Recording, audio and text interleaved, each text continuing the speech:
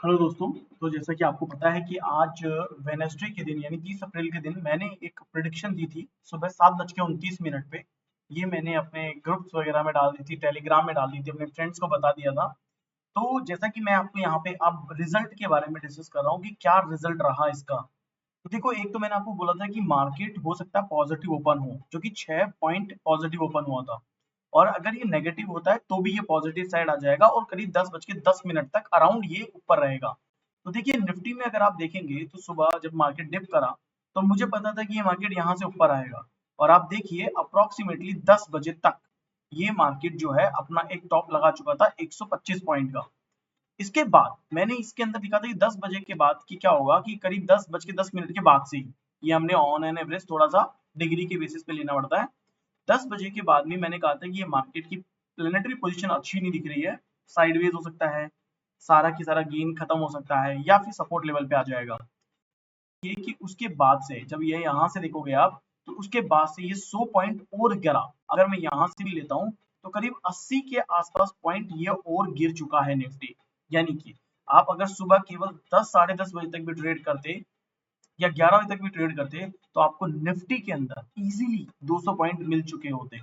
Same अगर मैं bank Nifty की बात करता हूँ तो बैंक निफ्टी के अंदर आप देखिए, सुबह का जो मूवमेंट है वही करीब अप्रोक्सीमेटली 400 पॉइंट का था।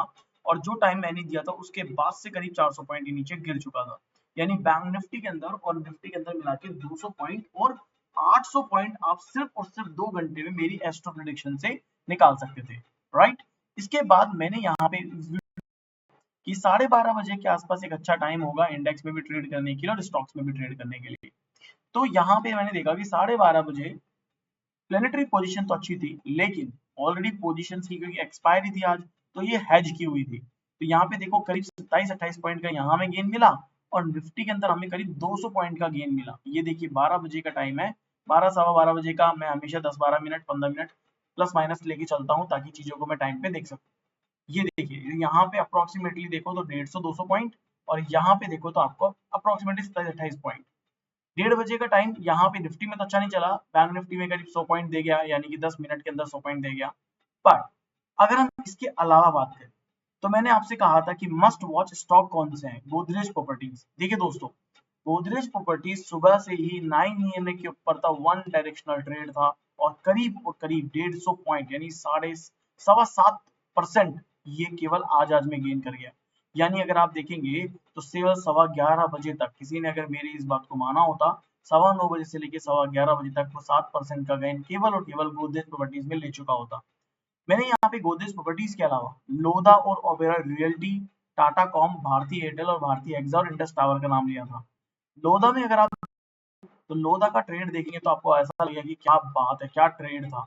पहले ही मिनट से स्टार्ट हो गया और 55 रुपए का इसने गेन दिया, यानी 4.5%।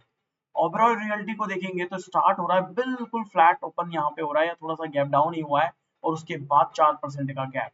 यानी कि अगर आप देखेंगे तो निफ्टी के पॉइंट्स ले लीजिए, 200 पॉइंट निफ्टी के हो गए, 800 पॉइंट बैंक निफ्टी के हो गए, इवन 1000 पॉइंट हो गए, 400 दिनों 800 200 1000 पॉइंट बैंक निफ्टी के हो गए, गोदरेज के 150 रुपए हो गए, लोधा के 50 रुपए हो गए, ओबेरॉय रियल्टी के 65 रुपए हो गए, Bharti Hexa Bharti Airtel sorry Bharti Airtel के करीब 50 रुपए हो गए यानी 3%।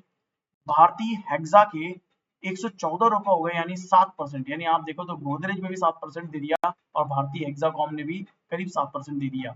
और उसके बाद टाटा कॉम कम्युनिकेशन 26।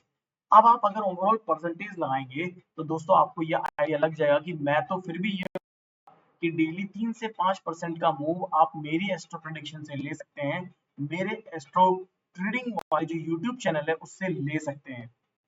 तो अगर मैं यहाँ पे कह रहा हूँ रोज 3 से 5% का मूव कैप्चर करें, अगर आप मेरी प्रेडिक्शन को लेंगे तो मैं आपको श्योरली कहता हूँ कि आप बहुत अच्छा गेन कर सकते हैं। लेकिन देखिए दोस्तों, I am not CB registered, मैं सीबी रजिस्टर्ड नहीं हूँ। ये पूरी एक एस्ट्रो स्टडी है, उस एस्ट्रो स्टडी के बेस पे ही मैं आपके साथ ये चीजें शेयर करता हूँ। तो सारा रिस्क भी आपका है, सारा रिवॉर्ड भी आपका है। मैं सिर्फ अपनी स्टडी को फोकस कर रहा हूँ और आप लोगों को जो बेहतर लगता है आप उस ट्रेड को आप आराम से कर सकते हैं। तो इसके लिए मैं बस यही चाहता हूँ कि आप मेरे इस YouTube चैनल को ज़्यादा से ज़्यादा लोगों तक पहुँचाएँ, मेरे वीडियोस को आप शेयर करें, लाइक करें और हमारा जो टेलीग्राम का ग्रुप है एस्ट्रोटेक व्यू, आप इसे भी ज्वाइन कर सकते हैं। Thank you so much. जय हिंद।